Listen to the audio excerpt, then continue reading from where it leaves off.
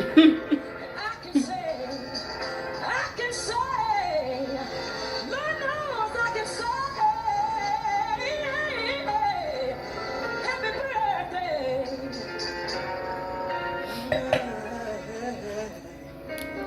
Happy birthday to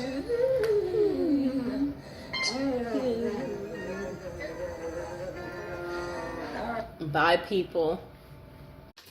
Okay, welcome to episode 29 of our prison series. And today we're going to talk about prison popcorn. It's called Jailhouse Popcorn from Prison Raymond. Okay, come here, Mr. Fox. Jailhouse Popcorn from Prison Raymond adds intrigue to movie night by replacing traditional treats with surprisingly delicious movie snack made of ramen. But the truly amazing part is the story behind the recipe and the terrifying off-screen drama that occurred during one particular prison movie night. The following story and recipe are excerpt from Prison Raymond. Movie night in prison was usually a big deal. We didn't get to watch any new or R-rated movies, but they did bring a big old projector and showed movies on a huge screen in the chow hall. It kind of made it feel like you were actually at the movies. One movie night involved some famous people, but not actors. A vicious hit was carried out by members of the LA gang, the Crips. There was a guy in the prison who was a member of the rival group, the Notorious Bloods. You could tell this was a planned hit by the precise mechanics and the execution. And now would be a good time to like the video, subscribe, and share my video. Don't forget to check out all the other prison series episodes. Episodes 1 through 20, and go ahead and check out our newest and our latest episodes too. Now let's get back to it. The projector was set up and the guys were in a pretty good mood, but just as the lights went out, the movie began. The soundtrack kicked in and got loud. That was the cue. Right next to me, there was a sudden movement, and I saw the guy I knew to be a Crip. But his hand over his blood's mouth was as he simultaneously sliced his neck with one smooth, quick motion. Before the lights came on, the assassin was out of the chow hall, nowhere to be seen. That night, nothing that happened on the screen matched the drama around us. Jailhouse popcorn. Here's the ingredients. 1 pack of chili flavored ramen. Note, chili flavored ramen is best for this recipe.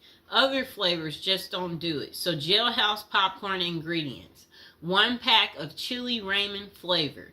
Note, chili ramen flavor is the best for this recipe. Other flavors, they just don't do it. Okay, so the instructions. Crush the ramen in the wrapper. So if you got ramen noodles, you just bang it up, crush it up. Open the wrapper, one end only, and take out the seasoning packet. Take that out. Sprinkle the seasoning into the crushed ramen. Close the bag and shake it until the seasoning is distributed. Okay, so this is what you do. The instructions to make Jailhouse popcorn. Instructions. Crush the ramen in the wrapper. Then open the wrapper on one end only and take out the seasoning pack. Sprinkle the seasoning onto the crushed ramen. Close the bag and shake it until the seasoning has distributed throughout all of the ramen. And that pretty much is how you make Jailhouse popcorn. I hope you guys enjoyed the video. Please like, share, and subscribe. Welcome back to our prison series. We are on episode 40, people. We're getting up there. Okay, so what's Christmas Day like in a high security prison? And this is coming from someone that spent 21 years in prison. So they said, of course, Christmas in prison isn't like Christmas out there in the real world. But at the end of the day, it's still Christmas, and the effort is made at some institutions to make inmates feel the holiday cheer. The person said during their 21 years of incarceration at 7 different federal facilities, they witnessed the whole spectrum in regards to what inmates and staff were willing to do during the holiday season. A lot of inmates didn't care. It was just another day on the calendar to them. They were more interested in gangs and drugs and politics and making moves. The same with the staff. Some correctional officers and administrative officials could care less. They were there to do a job, and Christmas didn't come into the equation. But Christmas in prison can be special if the staff and inmates cooperate to make it so. Prison life is bleak and stark. Even the hardcore convicts need a little Christmas spirit. It helps to lighten the mood, let everyone relax, and even put their guard down for a minute. The following is what I experienced at the various institutions I was housed at during Christmas time, and how it differs from the life on the outside. It was never super special, but it helped to break the routine. And okay, so then they said presents. Getting presents in prison is frowned upon. You always hear the stories of the XX predators putting candy on the new inmate's bed. And if that new inmate takes the candy, well, you get the picture. Anytime someone gives you something in prison, it immediately makes your radar go up. Like, what is this dude's angle, or what is he after? That means there is no secret Santa or gift exchange in prison. A secret Santa present on your bunk might mean someone is trying to make a move on you in a way that you might not want. If someone did that to me, I would be out on the tier trying to find out who it was so I could beat them up. And now would be a good time to like the video and to subscribe to the channel. Are any of you out there going to be in prison for Christmas? Or know somebody who's in prison for Christmas? Maybe put some money on their books so they could get some candy. Okay, but saying all that, the staff does give out Christmas bags every year, and that is a big event. It's a big bag of candy with Reese's peanut butter cups, Hershey's chocolate bars, honey buns, grandma's cookies, and much more. Yum. Honey buns, grandma's cookies. Okay, so a nice bag of exclusive items that you don't normally get. As soon as the staff gives out the bags and then unlock the doors, it is a pandemonium on the tiers as the block turns into the New York Stock Exchange. And everyone is bartering their items, trading them off and selling their bags. I've seen prisoners trade cigarettes and drugs for Christmas bags. Everything in prison, even Christmas bags, becomes currency. Wow, people. Okay, so relatives. The only time you see your relatives in prison is out on what prisoners call the dance floor, the visiting room. All bureaus of prison facilities have visited on Christmas and all the other holidays, but the visiting rooms have limited space, and it's not like everyone's relatives are coming to see them. Okay? Only the lucky few in prison get visits on Christmas. For most inmates, the only time they see their relatives at Christmas is when their family members are locked up with them. I had a few visits on Christmas, though. There is usually a tree with presents under it and an inmate photographer so that you can take pictures and document your holiday visit with your family. Deep in the neither world of corruption and violence, the only thing is that if you hit the visiting room at Christmas, then you usually miss the holiday meal. But that's normally cool because on the dance floor, you can get all types of exclusive items out of the vending machines that you don't normally have access to. So it's a double bonus. You see your family and eat good, at least by prison standards. So then this person said, prison life is bleak and stark. Even hardcore convicts need a little Christmas spirit. And then the next person said, dinner. The Christmas meal is big. It's one of the only times of the year where the chow hall actually makes an effort to give you a decent meal. There will be corn, stuffing pie, and big Cornish hen. They fill your tray up to capacity and you are allowed your feast. Isn't that good?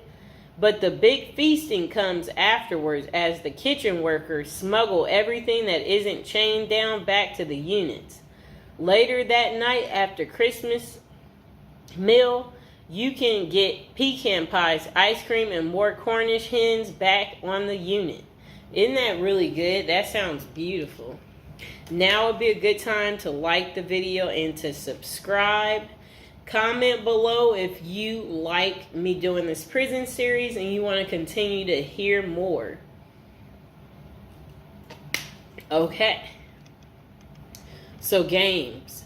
In the game rooms, the prisoners go hard on sports. The NBA games dominate the television at Christmas. Prisoners watch games all day, shuffling off to the phones during commercials to call their loved ones and feel some holiday love.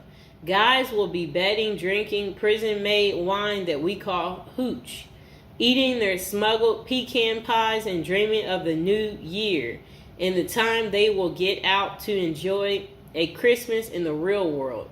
The recreation department also hosts events like bingo card, pool, chess, tournaments, and craft activities. They attempt to go the extra mile for the holiday activities and provide a diversion for inmates missing their family and loved ones during Christmas. Okay, so then they say decorations. Wow. It depends on the counselor and case manager from each unit, and sometimes even the warden for the whole compound. But I've been places where the staff will let you decorate the unit and even encourage you to. At the last prison I was at, FCC Forest City in Arkansas, we put up lights, a cardboard Christmas tree, stockings on a cardboard fireplace, and even a cardboard gingerbread house that inmates made for us. Inmates made paper snowflakes and hung them from the ceilings. Put cutout stars, crosses, and Santa Claus on the walls. It was rather festive unit. My bunkie even made a little cardboard Christmas tree that he put on his locker. He painted it and rigged it up a light. At the top, that looked like a star that shined in our cell brightly. Every night for my last Christmas in prison, it wasn't that bad. And now would be a good time to like the video and to subscribe. That is how Christmas is on prison day. Did you guys like hearing about the story time of what Christmas is like in a high security prison? If so, comment below, and I will see you guys next time. Welcome to our prison series. Today we are going to give you an update on P. Diddy and what his Christmas is going to be looking like. This is prison episode number 41. Welcome. If you're new to the channel, don't forget to like the video and don't forget to subscribe. Okay, so Sean Diddy Combs, this will be his first Christmas in jail, and it includes a basketball tournament and a holiday meal. Enough, Mr. Fox. A judge denied Diddy his third attempt at bail following a court hearing, while he awaits a federal XX trafficking trial. Okay, so let's see what else they have to say. So, all right, his holiday meal, that sounds nice. Okay, so the I'll Be Missing You singer is spending his time at the Metropolitan Detention Center in Brooklyn as he awaits his May federal trial for alleged racketeering and XX trafficking. Diddy has been behind bars since September. Combs, he's 55 years old and his fellow inmates have the opportunity to participate in a card game, dominoes, soccer, and a 3-on-3 basketball tournament. A spokesperson for MDC Brooklyn confirmed to Fox News Digital.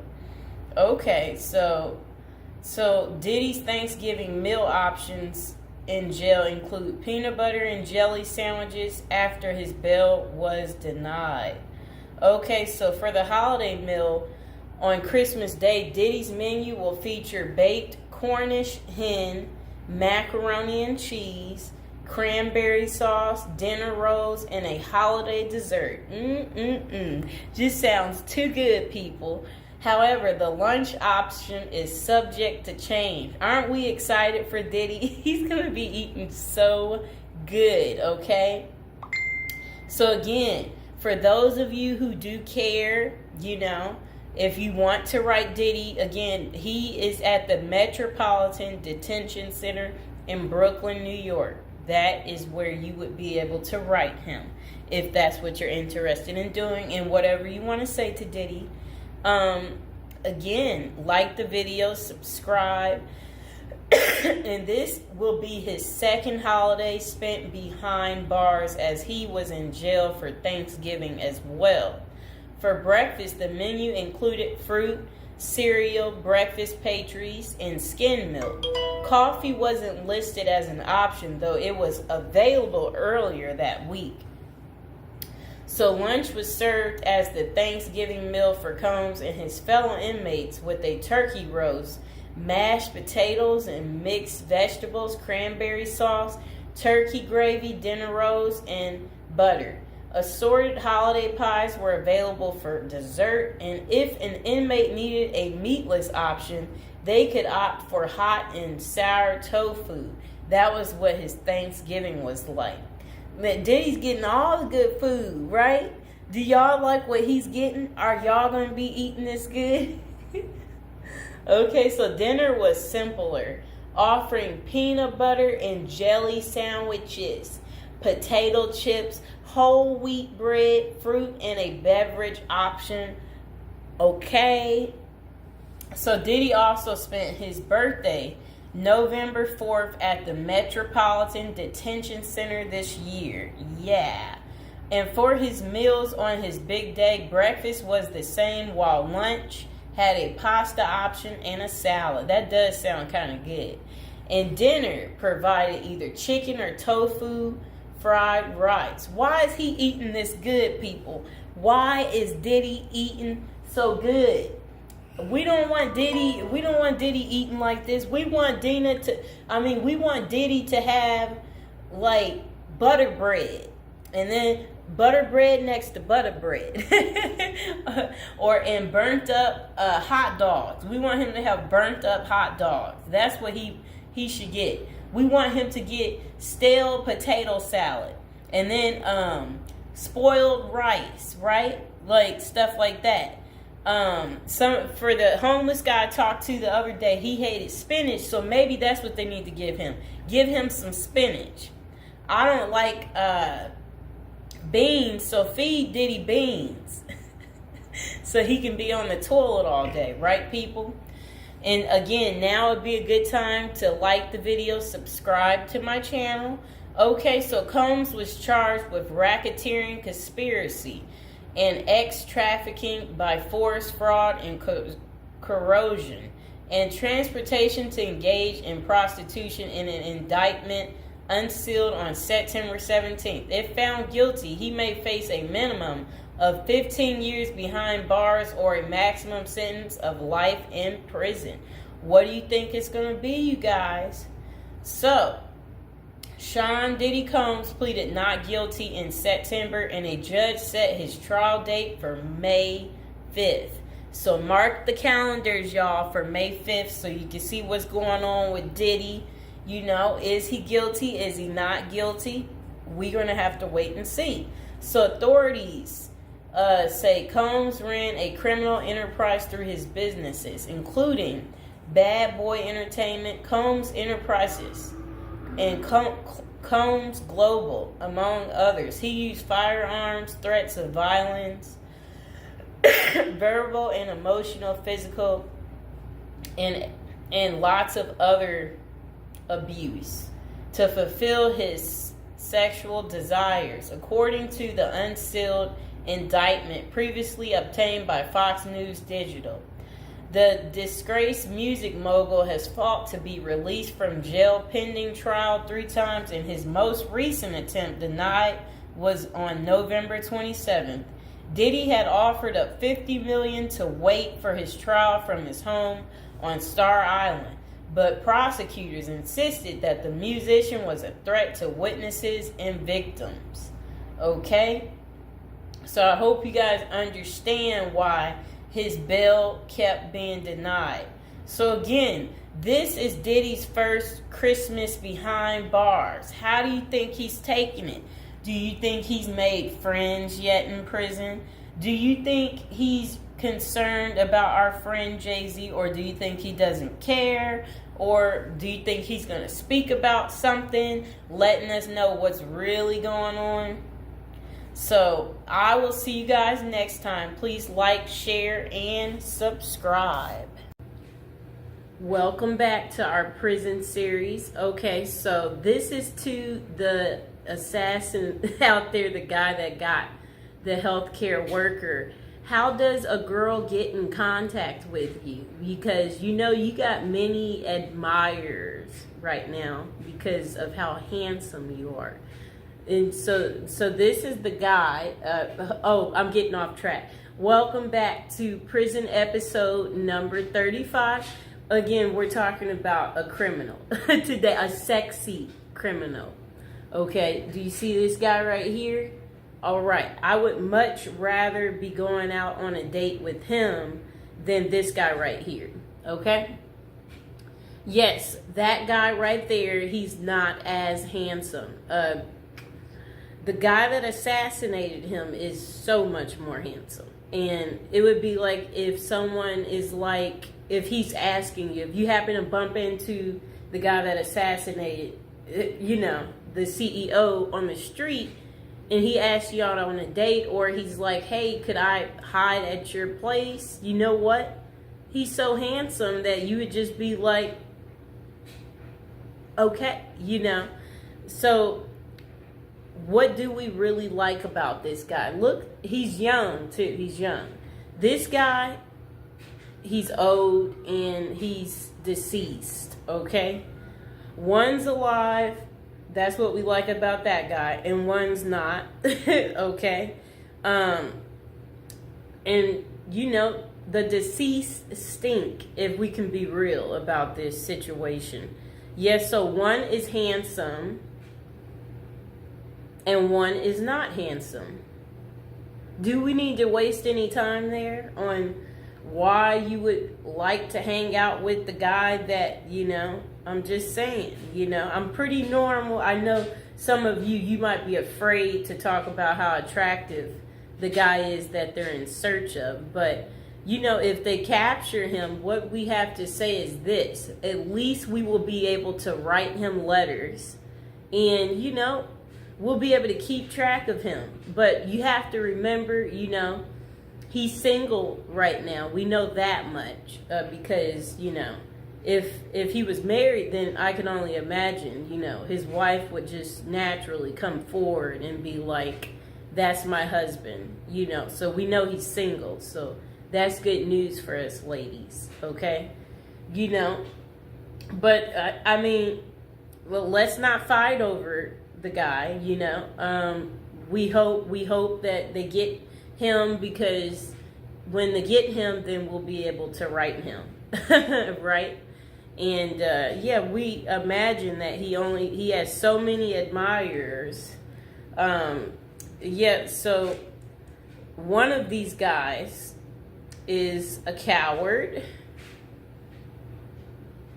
and one is not. You know, that's pretty much all I have to say about that. Now would be a good time to like the video, to subscribe. Is there anybody else out there who's just secretly admiring this guy right here, and you too want to get in contact with him, and you're just thinking, where are you? We want to see you. You know what I'm saying?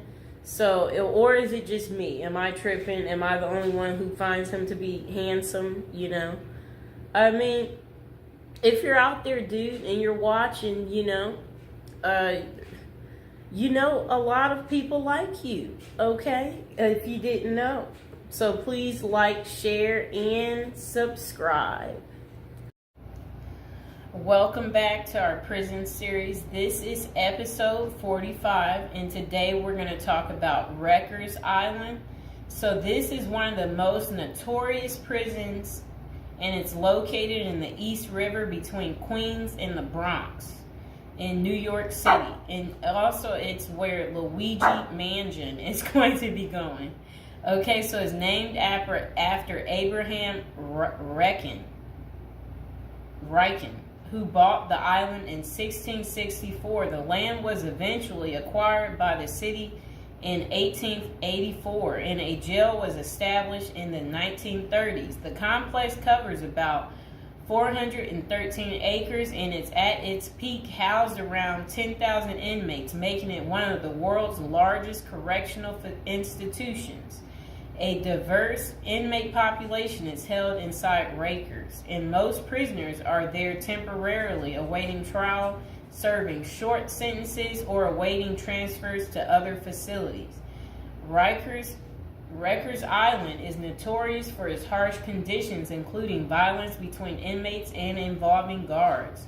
Reports of abuse, neglect, and corruption among staff have been frequent. The treatment of inmates with mental health issues has been a particular concern, with critics arguing that the facility is ill-equipped to handle such cases appropriately. Likewise, the treatment of juvenile inmates is a subject of controversy. There have been calls for more appropriate handling in the facilities for young offenders.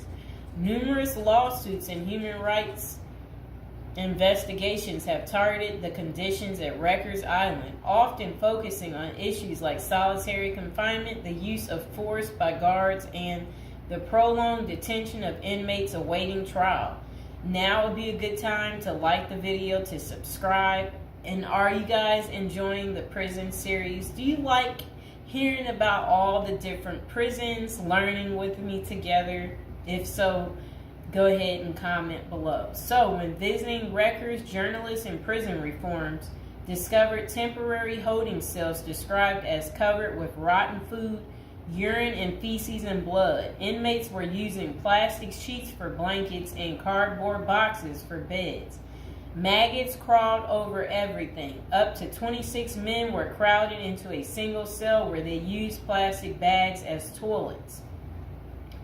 Prisoners kept in holding cells, which should be used for only 24 hours or less, often stayed there for more than a week awaiting transfer. In that time, food and medical services were not routinely provided. Now let's hear that paragraph again, just a small bit of it. So, this was what journalists had noticed when visiting Rikers Island. The prison reformers discovered temporary holding cells described as covered with rotten food, urine, feces, and blood. Inmates were using plastic sheets for blankets and cardboard boxes for beds. Maggots crawled over everything. Up to 26 men were crowded into a single cell where they used plastic bags as toilets. That does not sound good, does it, people? It's disgusting. So over the years, there have been various attempts to reform Rikers Island, focusing on improving conditions, reducing violence, and providing better mental health care. Amid mounting pressure, activists and political leaders have urged the city to close Rikers Island.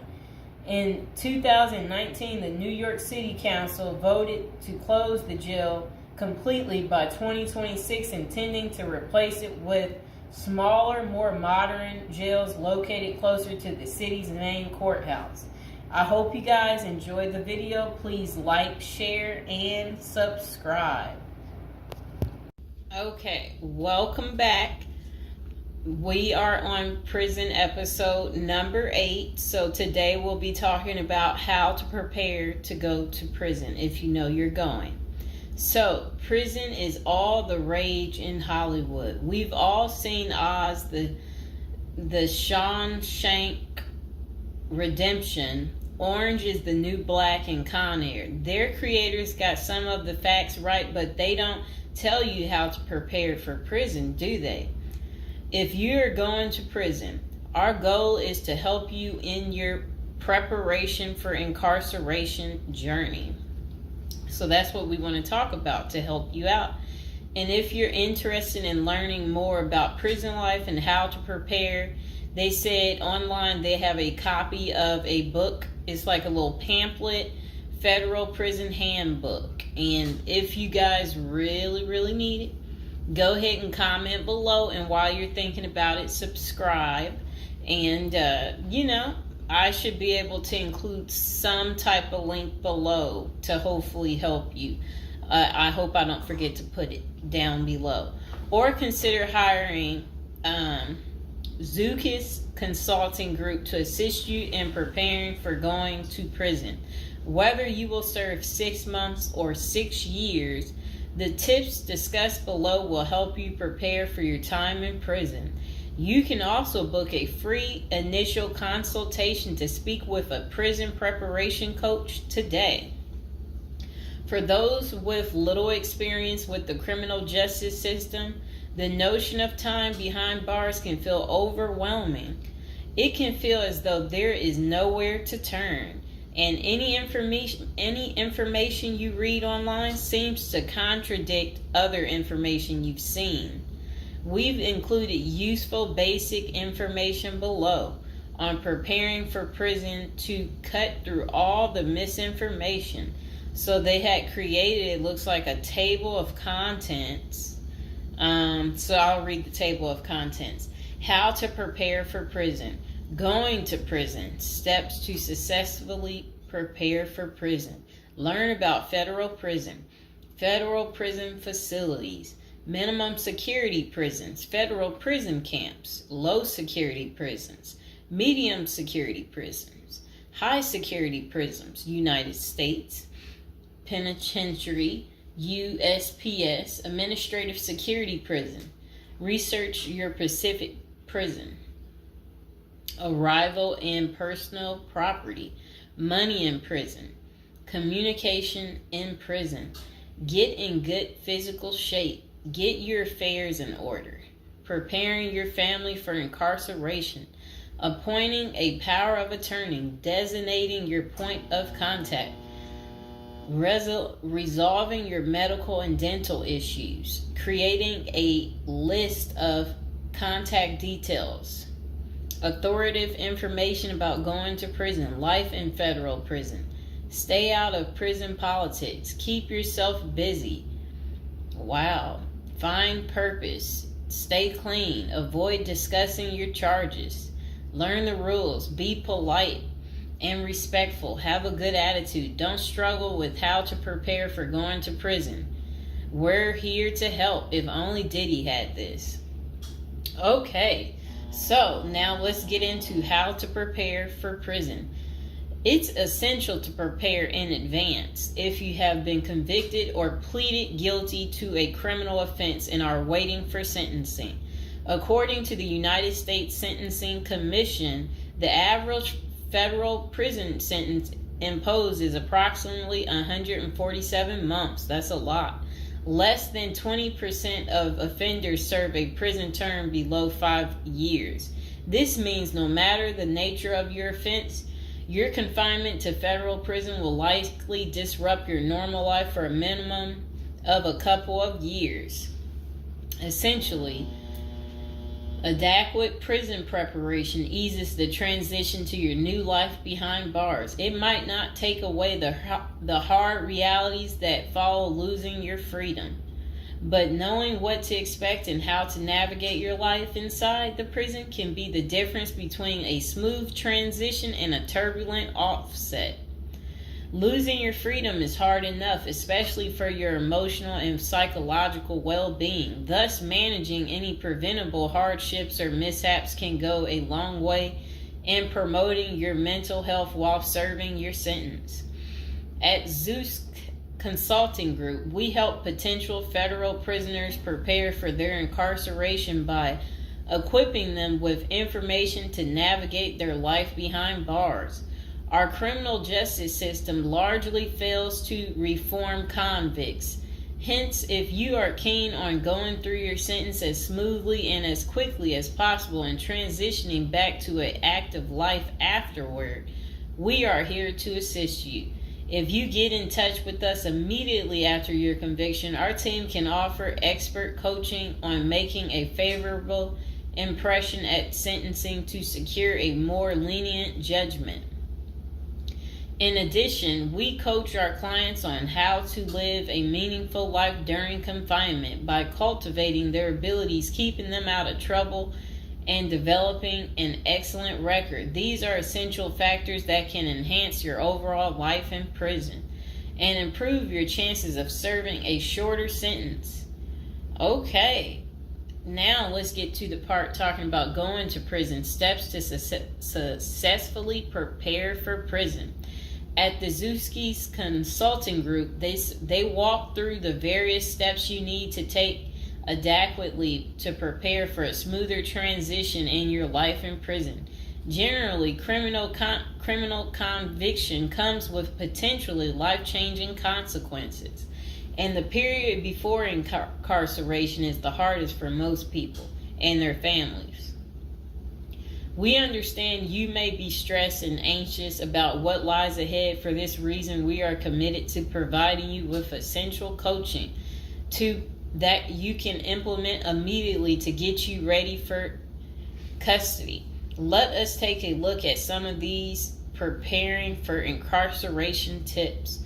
Learn about federal prison. Depending on the nature of your offense, the court might order you to self-surrender, or you may go into the custody of the U.S. Marshal Service.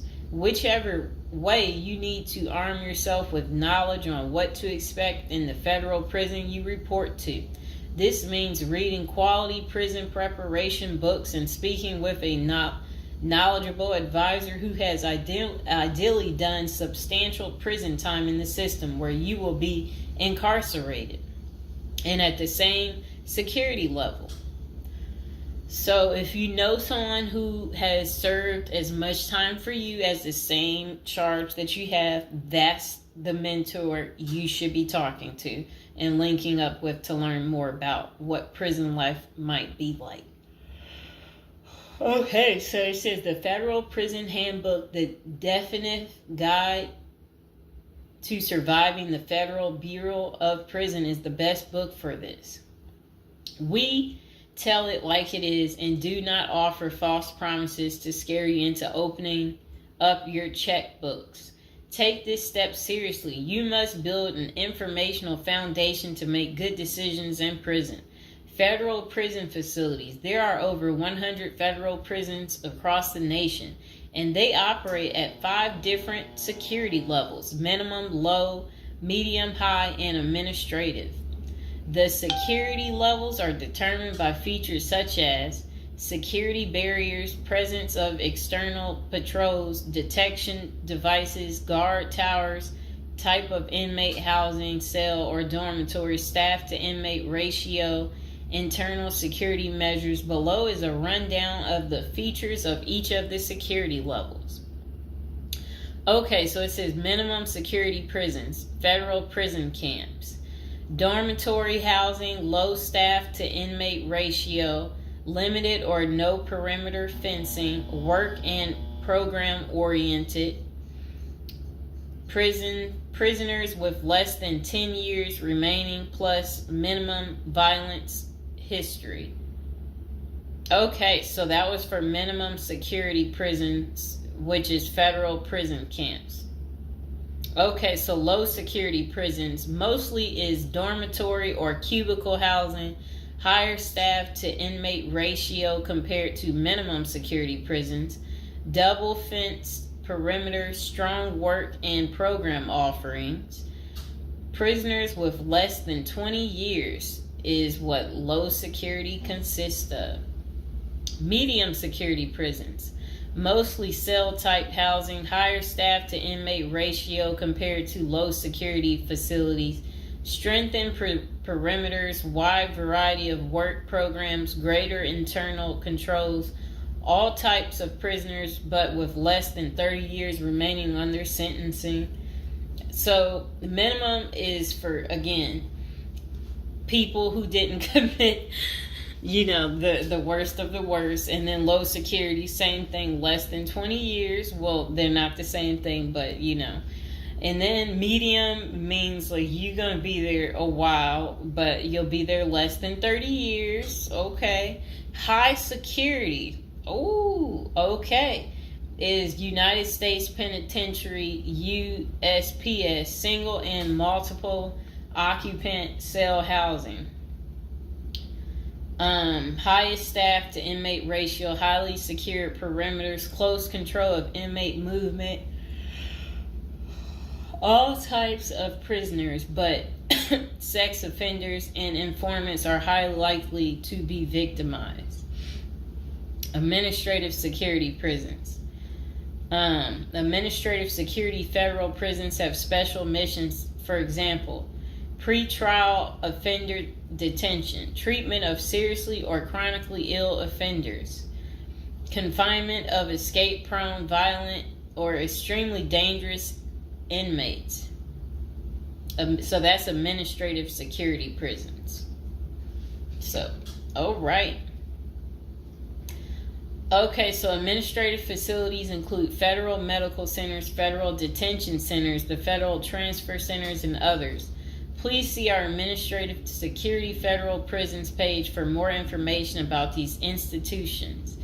Operations and privileges such as leisure time vary widely at each security level. At the Zuskis Consulting Group, we can help you understand the implications of being held in any prison, regardless of the security level. But generally, through the Federal Bureau of Prisons, BOP, ultimately decides where to confine you. Your attorney may request your designation to a facility that best fits your needs. Okay, just a moment.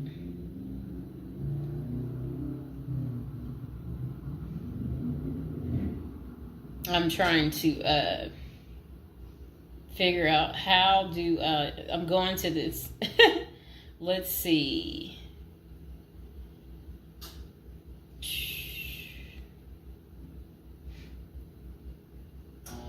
Know why I keep getting these numbers calling.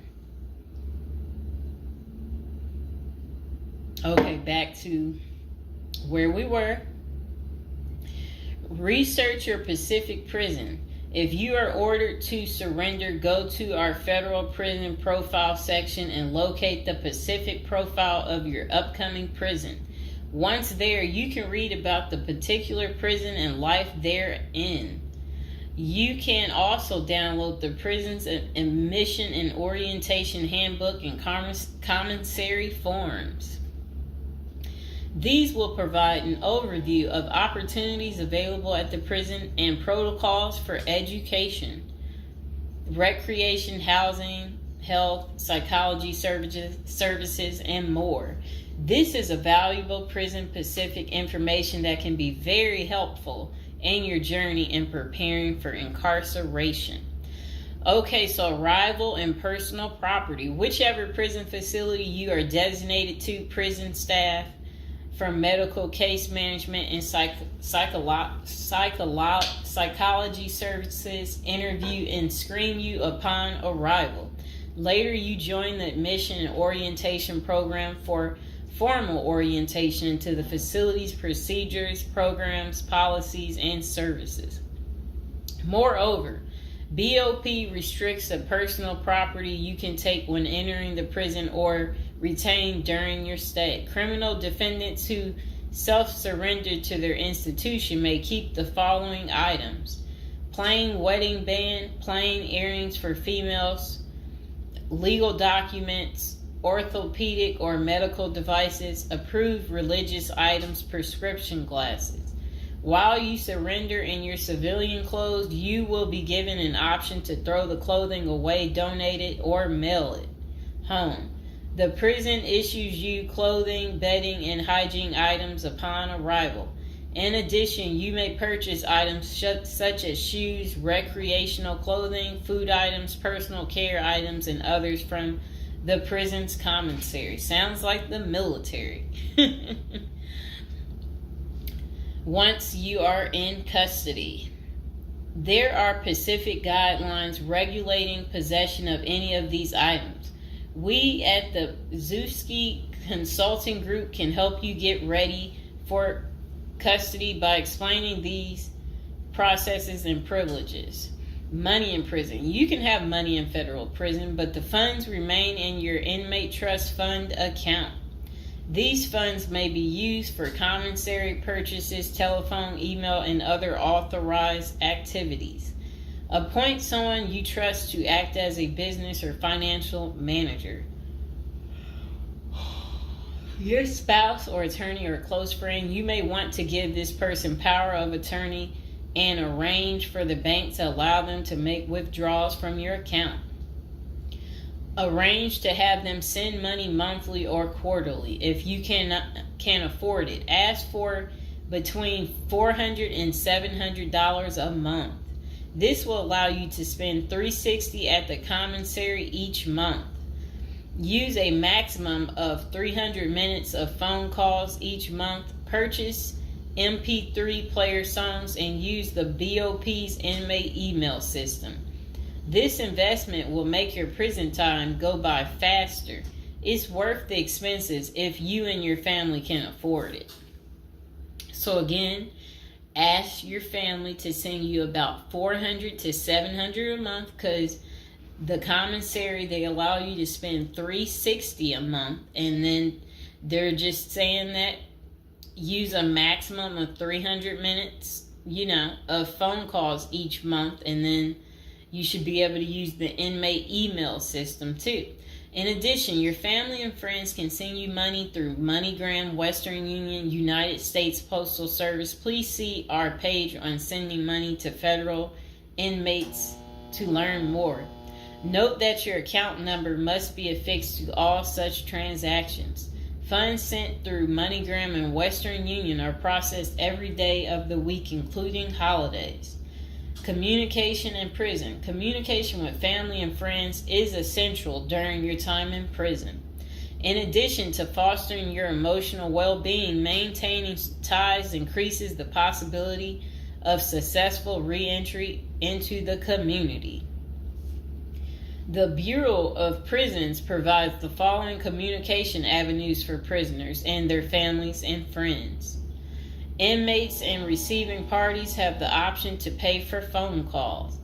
The scaled-down email service allows federal inmates to email with approved contacts, but the inmate must pay for any time spent drafting or reading emails. Inmates may send and receive mail through the U.S. Postal Service. Prisoners may receive subscriptions directly from the publisher without prior approval, newspapers, magazines, and journals. Okay. Get in good physical shape. Exercise has immense health benefits, both physical and mental. It is normal to get depressed as you contemplate preparing for incarceration.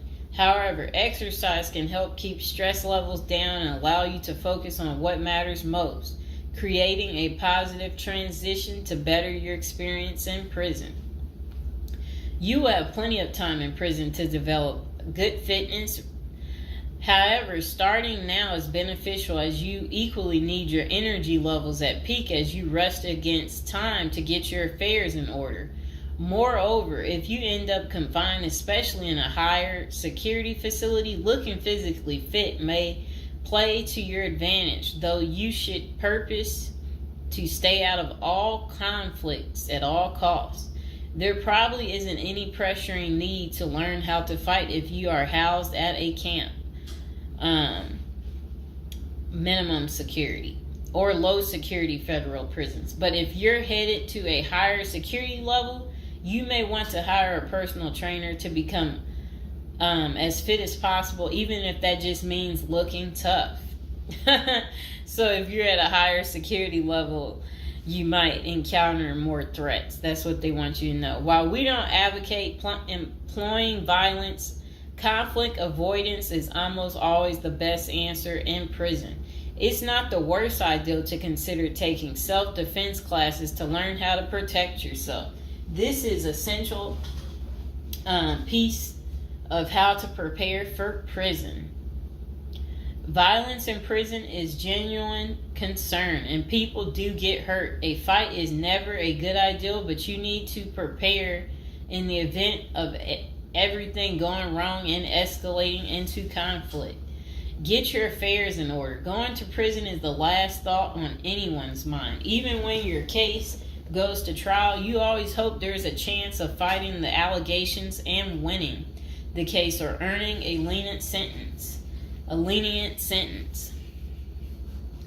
That does not involve imprisonment. It is understandable if you are still in denial and hoping the case might turn out favorably. However, denial only works against you, as it may hinder you from taking advantage of the short time you have to get your affairs in order. Before losing your freedom, even if there is a slight chance of getting a lenient sentence, preparing for prison is essential if things don't go as expected. Some of the matters you need to take care of include preparing your family for incarceration. Your family will be devastated by the idea of you being locked up and the potential dangers it might subject you to. It may take a while before they come to terms with the likelihood of living without you. However, you need to sit down with them and discuss life without you. If you are the primary provider, you may need to organize how bills will be paid in your absence. This may even mean working at downsizing the family's lifestyle if there are not enough funds to maintain the same lifestyle. If you live alone, you need to make arrangements for your property so that debts do not accrue in your absence.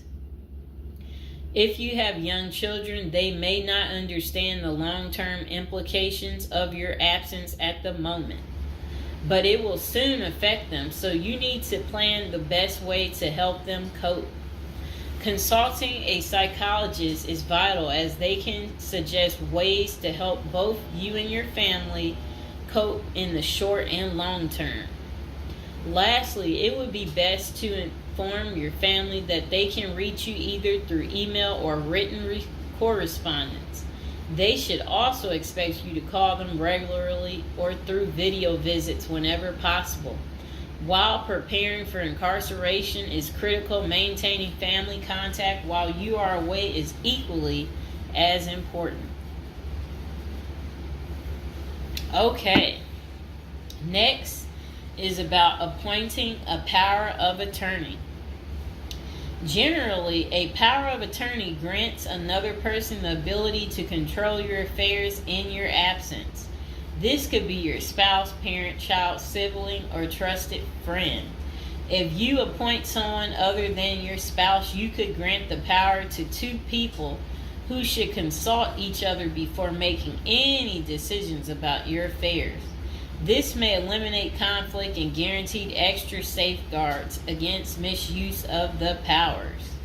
As you do this, ensure you draft a financial plan on how the finances should be utilized while you are in prison. You may also want to create a rough budget of your financial needs in prison and coordinate how the money will be channeled to your commissary account. Designating your point of contact. Before surrendering to prison, ensure you identify a primary point of contact. This could be a family member or a close friend. We can work with this primary point of contact as questions or issues arise. Additionally, this person will be able to better advise your family and friends of your status, location, and information. Please note that prison staff seldomly release information to family members. For example, if your family calls your unit team seeking information about your status or healthcare matters, they will not release information.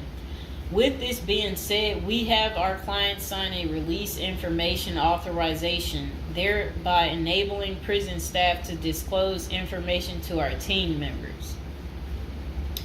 Next says resolving your medical and dental issues. Medical and dental services are available in federal prisons. However, they may not match the standards of your current providers. Care is often substandard, slow, and usually not forthcoming. This is a crucial element in preparing for prison. You will do yourself a big favor by dealing with this now and not waiting until you are in prison. If you have pre-existing medical and dental issues, get an evaluation from your doctor before surrendering. Likewise, it can be a very good idea to update your glass prescriptions and resolve any dental matters before surrendering. It can also be helpful to obtain complete copy of your medical records from your doctor. If you take any prescription medications, ask your doctor to draft a letter explaining what the medications are, and what underlying conditions they treat.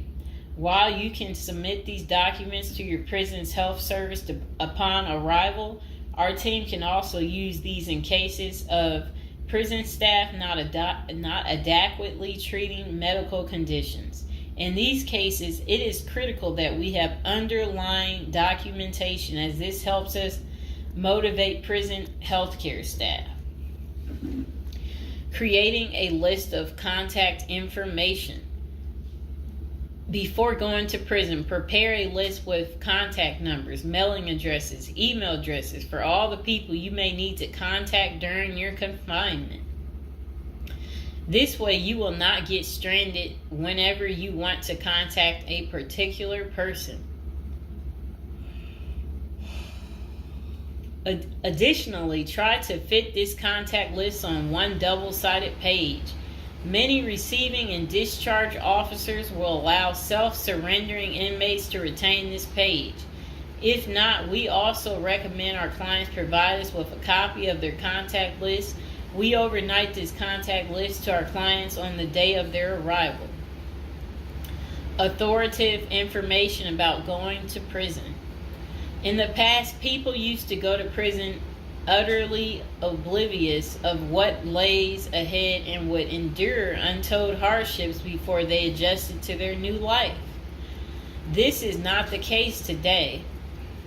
There are dozens of books, guides, and other programs that help defendants prepare for their life behind bars. While we cannot attest to other firms, books, or products, our team regularly assists clients preparing for prison. Here are a few of our book offerings: Prison Education Guide, Federal Prison Handbook, Directory of Federal Prisons. While waiting for your sentencing or self-surrender date, ensure you gather as much information as possible to enlighten yourself. Most prison preparation resources are written or produced by ex-convicts who have served long sentences in federal prisons, or experts who have worked closely with the inmates and are familiar with the criminal justice system. Researching widely and reading available credit resources can be an eye-opener, enabling you to adjust to your new life quicker. Aside from reading prison preparation books and guides, you may also seek out prison consultants to answer your questions and provide insights on the ins and outs of prison. For instance, at Zeus Consulting Group, we help criminal defendants develop strategies to prepare for prison and successfully reintegrate into society. Our objective is to help you develop an informational foundation to make good decisions once in custody. Life in federal prison. Before commencing your federal prison sentence, you need to know how to prepare for federal prison with a survival guide and tricks. Assuming you have gathered as much information as possible about what your life in prison will be like, here are some tips to enhance your experience. Stay out of prison politics. You do not have the liberty to choose your neighbors in prison. You meet people from different backgrounds, some possessing extreme opposite personalities, ideologies, and outlooks on life. Despite the sharp differences, you may have to share the same facility for years.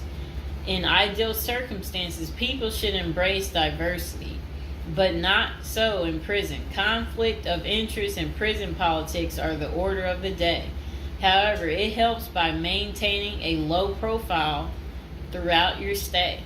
Otherwise, if you indulge in politics and things turn ugly, it may compromise your chances of coming out unscathed. Keep yourself busy. Federal prisons require medically able inmates to work. As soon as you arrive, ensure you find a job that you will enjoy. If you don't obtain a job on your own, prison officials will assign you a work detail.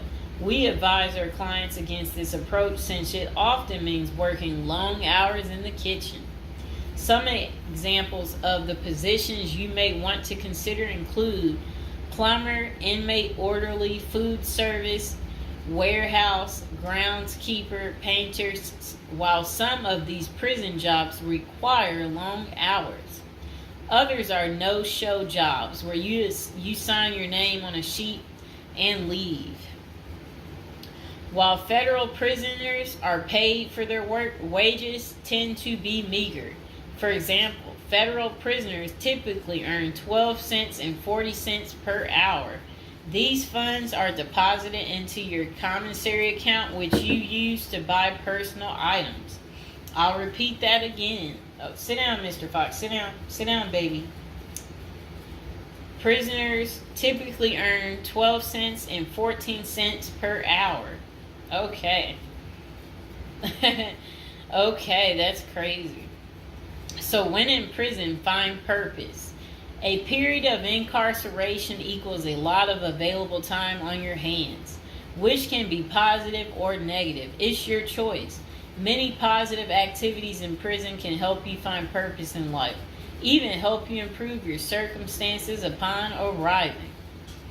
College correspondence courses, writing, exercising, and teaching in the prisoner's education department are just some examples of many activities you can become involved in, which will give you purpose. This purpose will help carry you through your sentencing. Okay. Pursuing a purpose during your time in prison can make your stay more meaningful and manageable. For example, you can learn a new trade, write a book, discover philosophy, find spirituality, or purchase other professions. Likewise, we help many of our clients further their education behind bars. Whether you are interested in college or career-based studies, our team can help. Okay.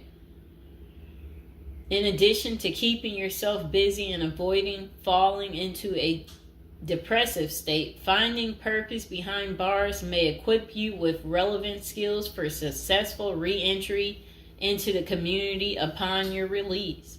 This is critical. If you work, you are prepared for a period of incarceration.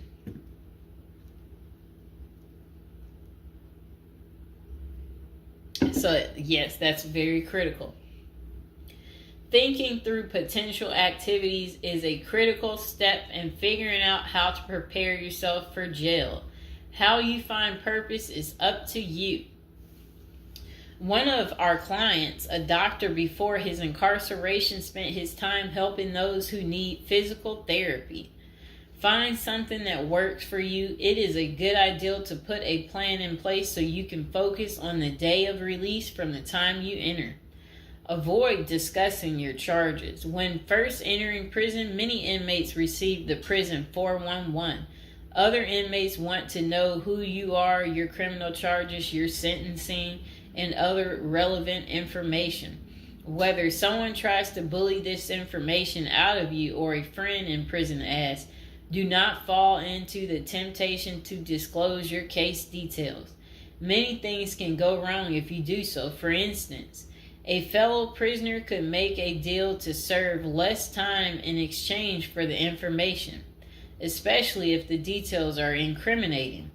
Also, the nature of your crime might cause you to be victimized, especially for sexual related charges. Please contact us at the Zeus Consulting Group if you are concerned about these types of disclosures. We help clients charged with all manner of criminal offenses develop a strategy for addressing these sensitive matters. This is especially important for clients charged with sexual offenses or who have testified against others for a sentence reduction.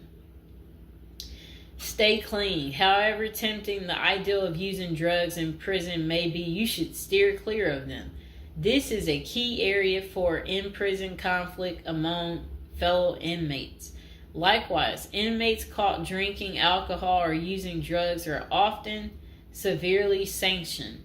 While this can be an appealing avoidance avenue, especially when struggling with depression, this is not the answer. Our team can help you develop better coping mechanisms. No matter how deep you descend, keep in mind that drugs are not the solution. If anything, they are likely to aggravate your mental condition. Always remember there are far better coping methods such as remaining physically active, finding purpose, keeping in touch with family and friends, if possible, and seeking professional counseling. Moreover, no matter how smart you are in concealing drugs, it is only a matter of time before the guards catch you. And when that happens, it may spoil your efforts of maintaining a clean record and dash any hopes you may have for an early release. Getting addicted also raises the chances of being indebted in other prisoners, bringing you into deep trouble and potentially making your life in prison intolerable. Learn the rules. Ignorance is no defense for prison rule violations. Even if you did not know they existed, breaking rules in prison can get you into serious trouble. Educate yourself as much as you can about the prison system, and particularly your upcoming prison facility. If possible, obtain a copy of the official rule book and read it thoroughly. And note, the team at the Zeus Consulting Group regularly defends clients in prison disciplinary hearings. Our team can research the underlying incident, draft a statement for you to issue to the disciplinary and manage all internal appeals challenging a conviction. Then it says, be polite and respectful. Prison staff is often overworked and inmates tend to be depressed or otherwise dealing with personal issues. Since serving time in prison is often unpleasant, practicing active conflict resolution techniques is important. Tempers are likely to flare quickly, and you do not want to step on anyone's toes. As a general rule, being polite and respectful is the best way to survive in prison, while reducing headaches and other interpersonal conflicts. Even when a staff member is unreasonably demanding, avoid engaging in actions that might make them feel challenged. Being polite and respectful can go a long way to making your time more manageable. Next thing is to have the right attitude. The moment you enter prison, your life takes a turn. You might lose friends, family outside of prison. Even those you did not expect to abandon you may just do that.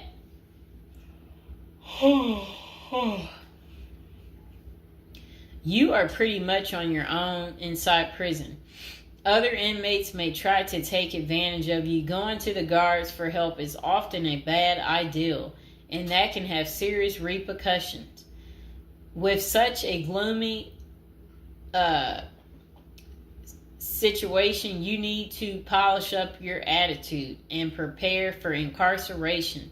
Having the right attitude can help you surmount the prison reality and build something positive out of the situation.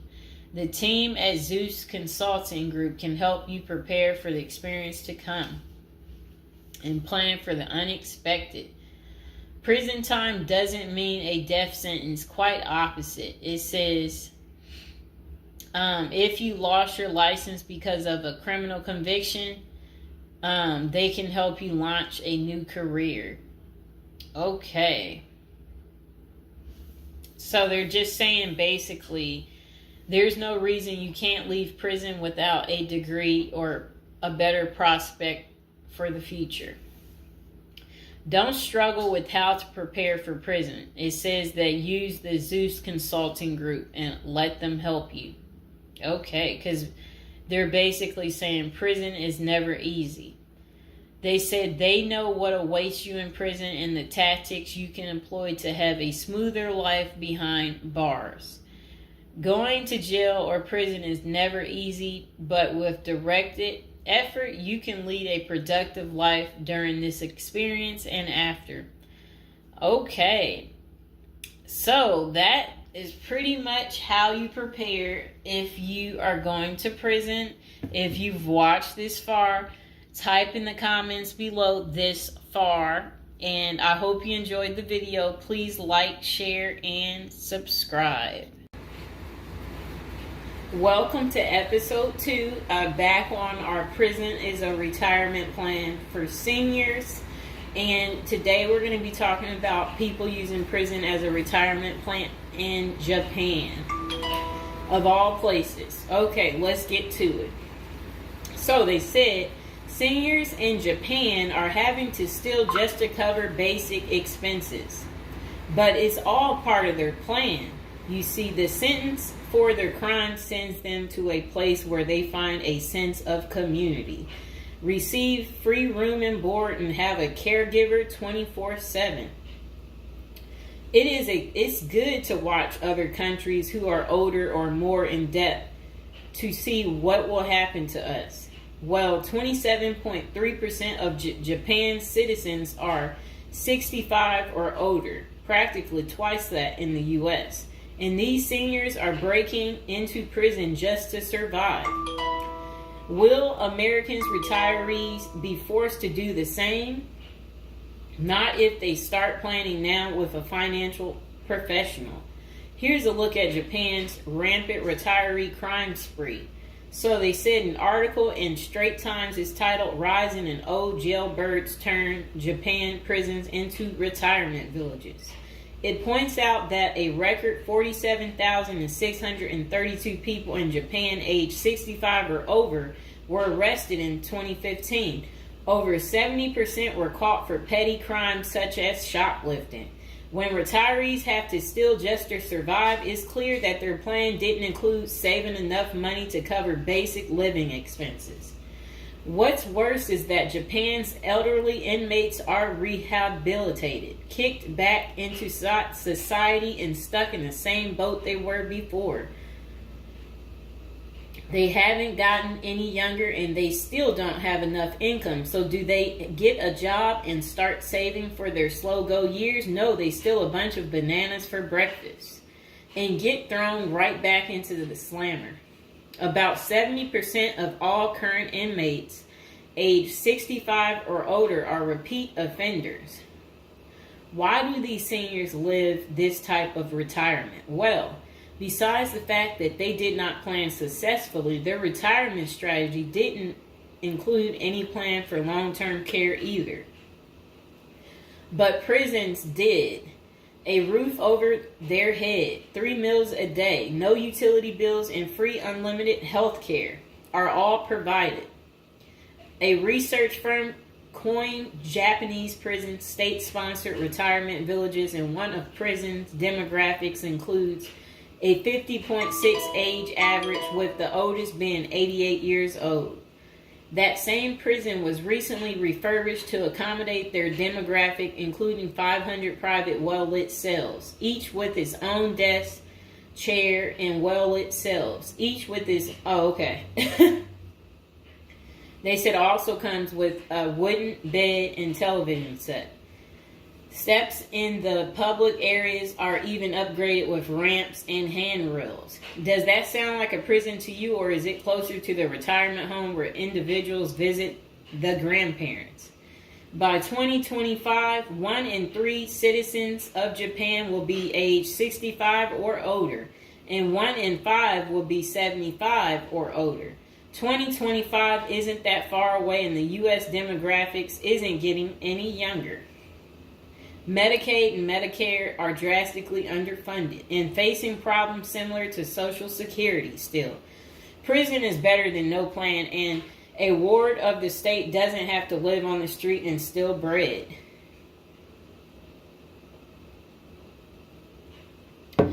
Okay, so that was pretty much the end of that. Do you guys feel sorry for them? Do you agree with it?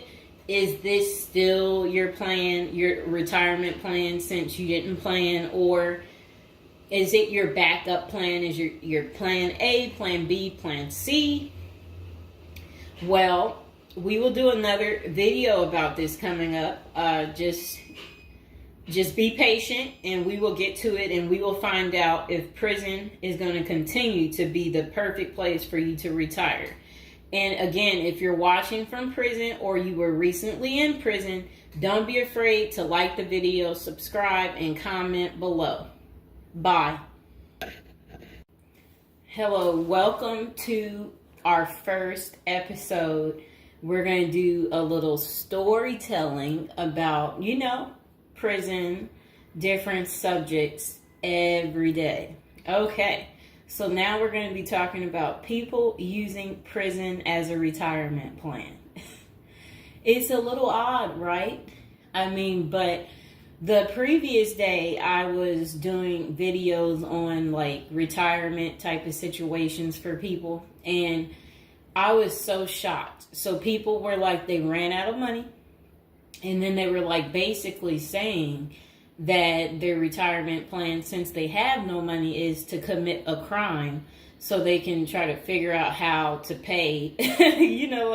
So because they said they can't keep paying anymore because basically they don't have enough money and they didn't make the right choices when they were younger.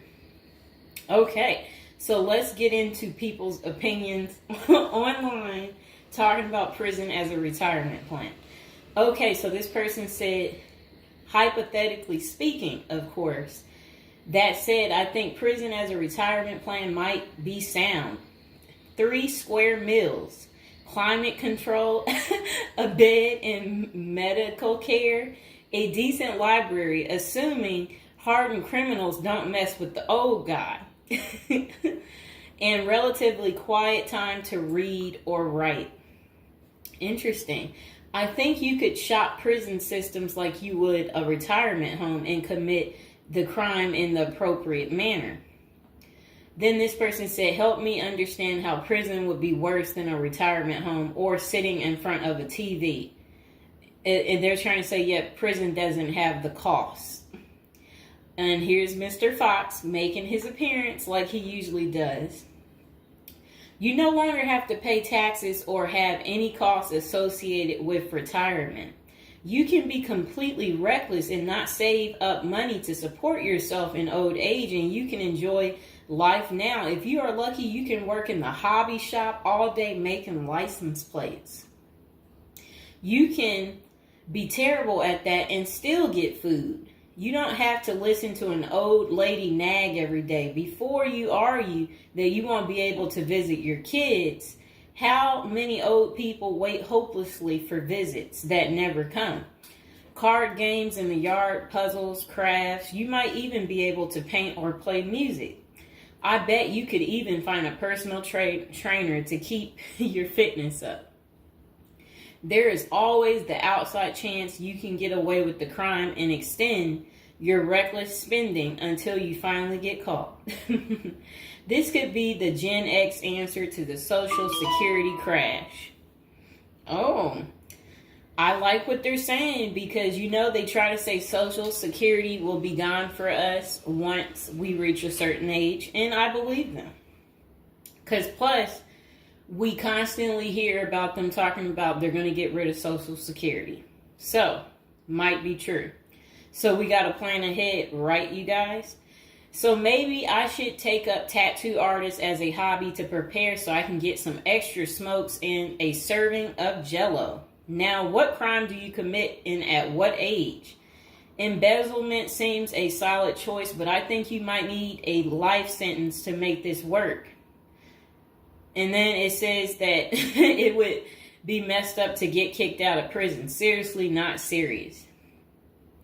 I don't think people get kicked out of prison. I think they get, if they have good behavior, I think they can possibly get out. Okay, so it says, maybe a Fed club, laughing out loud. And then another person said they liked that post. They said, that's a nice thought. Then the other person said, what do you mean? That would be a problem for me because it's a lack of freedom and privacy. And the next person said, crazy but interesting concept. I have heard of the homeless committing crimes just to get off the street. And the courts read right through it and cut them loose.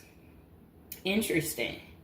That brisk morning stuff on the freezing stainless toilet and that toilet wine would round out a nice day. Laughing out loud. I guess they know how to make toilet wine. I think I would rather be in prison than homeless. If things were really bad, go on a robbery spree and hide the money for when you get out. Ha ha ha ha ha. And if you were to ask me, which would you rather do? Oh, that's terrible. Be homeless on the street or be in prison? Prison wins hands down on this one. The guaranteed bed and the guaranteed meal. The library, you know, the friends when you get your free time, you know, I'm just saying. I don't think the cold streets are for everyone. Okay, so this person said, I'm guessing these are also an issue in a retirement home, except you still pay taxes and rent.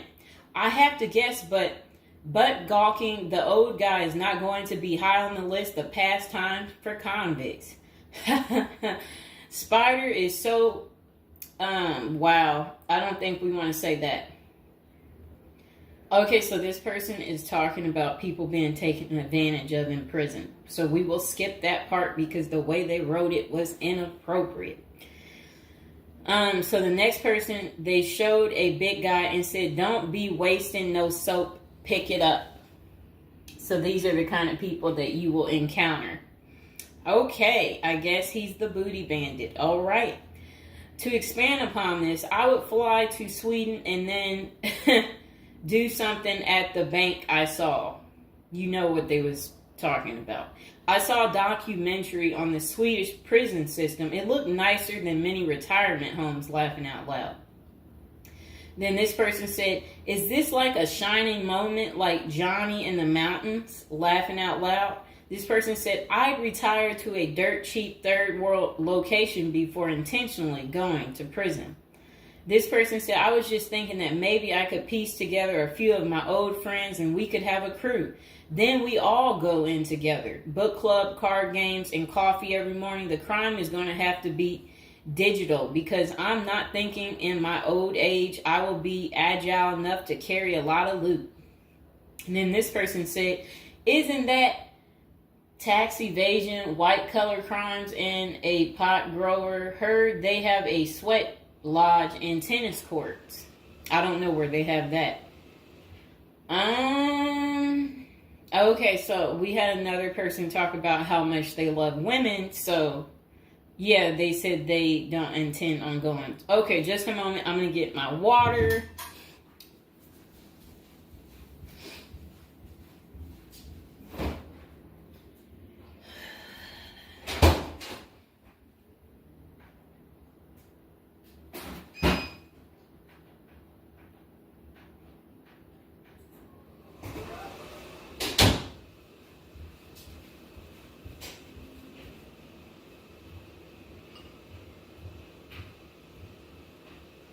All right, it got a little hot. Okay. Now, this person said, I'd rather go to a cheap third world island and live life as a local fix-it guy.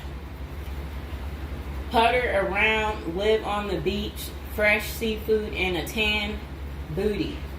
It's a pirate's life for me, mates. Next person said, I took what looked like a shortcut one morning. And they're talking about something about a prison cop. I don't know what that means, and I'm not going to say it. Okay. This person said a failed bank robbery would be pretty simple federal crime. On the other hand, I think even a basic social security check will go pretty far in the Philippines, Mexico, and Colombia.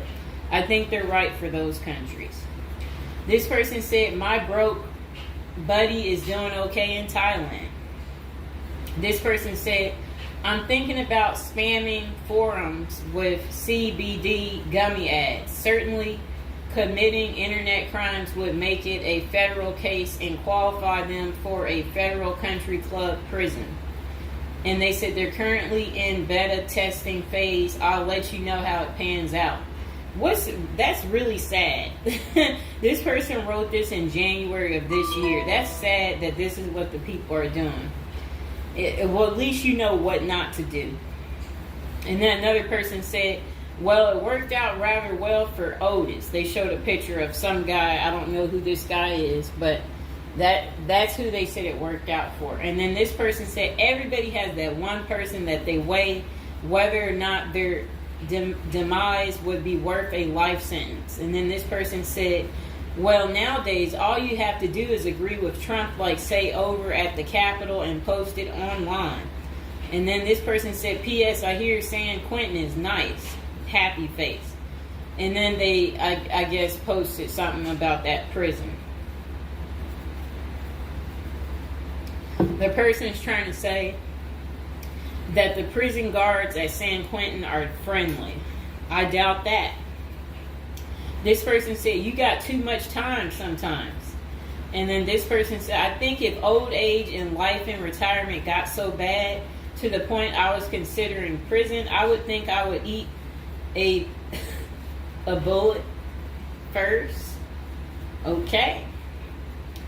This person says, take out a politician and live like an illegal immigrant. Better than the middle class nowadays. Whatever they mean there. This person said, first off, if you are a Gen X or younger, getting an SS payment, that crap is estimated to crash the year I qualified. We were taught that our senior year of high school back in the 80s, so we can't plan for that. Second, I think the chances for clean drinking water will be better in prison than in a third world country if you choose wisely. I didn't think about that.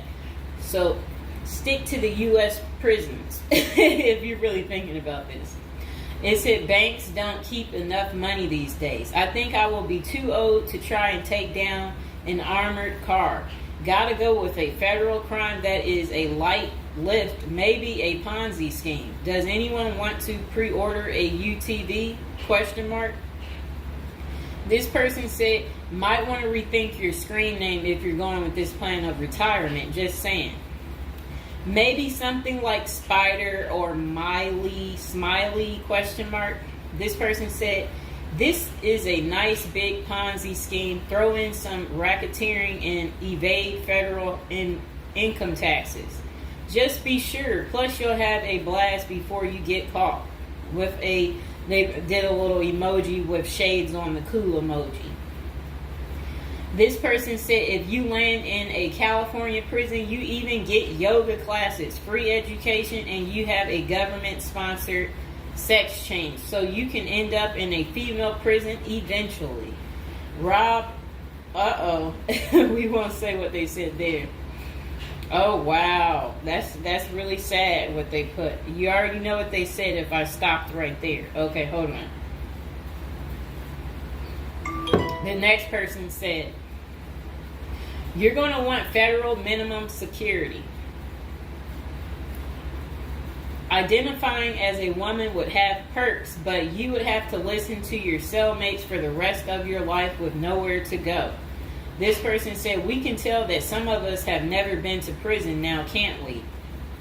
And then this person said, only an inmate at RDP. I don't even know where that is. This person said, Social Security won't go away. It will just be reduced by about 25%. Hopefully all these millions of illegals will get work permits and start paying into the system so the cuts won't be needed. We'll still get something, but it will have the purchasing power to get us 2 Jersey Mike sandwiches a week, laughing out loud. Next person said, the unwanted being taken advantage of in prison is a hard no for them. So they don't want to go because they're not interested in being taken advantage of by the same sex. Okay, good reason. This is what goes on in prison. Next person said, I nominate this creep as a test mule for your plan. I always wonder what happened to the creepy banjo kid from the movie Deliverance. This person said, okay, it turned bad. Okay, so we won't read that post. This person said, here's a retirement plan. Go to Mexico, denounce your U.S. citizenship, sneak back across the border, get free phone and benefits, and I hear in Maine you can get a housing allotment and a stipend plus free medical. This person said, one of you guys that works for me is a Venezuelan expat. He and his wife have been building/buying houses in Colombia as investors. Crazy cheap. He spends a couple of weeks down there a few times of the year and doesn't spend squat. Usually the airfare is the most expensive part of the trip. And then this person said, hey, that was my college meal plan. I had about $20 a week. I'd pay a cold Subway sandwich and eat about 2-inch slice a day. And then store the rest in the fridge. And this person said, I have one list that has 2 people on it and another is a page long, whatever they mean there. This person said, only one problem is that Social Security was put in the public fund illegally, so it can never actually run out of money. Of course, no politician wants you to know that. Our good buddy LBJ is who you can blame. Next person said, sounds like someone has a secret desire to get their crap pushed in. Just come on, completely out of the closet, bro. This person said, I worked in that prison. Numerous others as well. There are no tennis courts. Myself and crew were with general population. Inmates actually were on my crew as well. The good behavior guys. The stuff you don't hear about is massive. Daily crap goes down. We got locked in a security armory for hours as a riot/fight started. Literally locked us in for safety. Going through Sallyport down the halls with cells on each side. The more the blood stains from fights, it's not Hollywood. The most scary individuals are actually the guards. A few can be normal or 2 civilians working inside. Most don't separate good and bad humans very well, at least not behind the walls. I made a promise to my family and self I would never do a prison project again. It messed with our heads. You go in at 7 and literally can't leave until 3. No cell, no camera, no eye contact, no talking to inmates. They constantly try to talk to you relentlessly. I saw things in there that I will never leave my mind. I did meet an old lifer. I was taken to the guards' cafeteria for lunch. The cook had been in that same kitchen for 30 years. He was a pretty friendly old guy. He knew he had it good, but hadn't been out of the walls for over 40 years. I have many stories, but I don't tell many, especially on social media. Really, it's not worth the risk of telling. The women prison in downtown San Diego is really crazy scary. Many don't know right in the downtown is a maximum prison operated by one of the big business operations. Okay. Series not seriously a good topic. Okay. And we have one more person telling us something. Years ago, I was at my buddy's house. His older brother had just got out of prison. I didn't even know he had an older brother and no clue what he was in for. I remember he couldn't settle down at all, just hanging around in the garage. He couldn't stand still. And it was almost like he was looking to get in trouble. One Friday after work, I swung by to see what was up. The boys were hanging out in the garage, drinking beers. Steve was getting all irritated about something again. Basically nothing. And then out of nowhere, he blurts out, "I ain't afraid to go back. I'm just a punk in a bunk." That's really funny. I got out of there. Too much of a scene. Okay. This person said they still think prison's a retirement plan.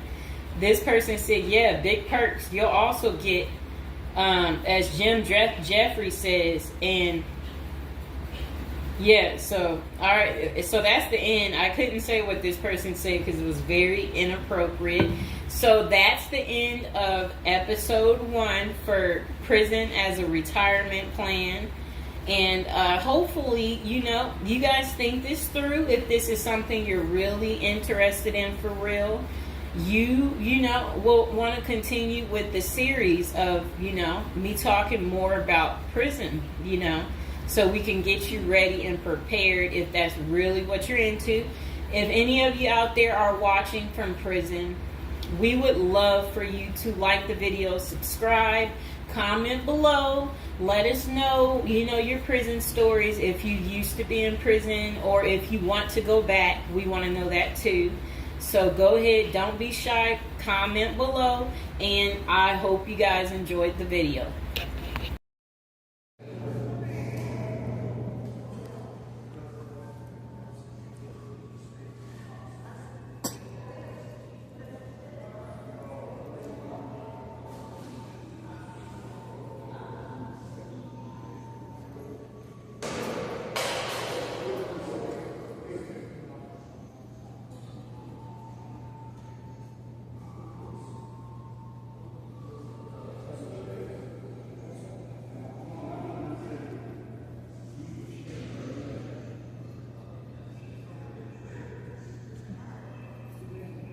The hand. Baby, give me your hand. Give me your hand. Give me your hand.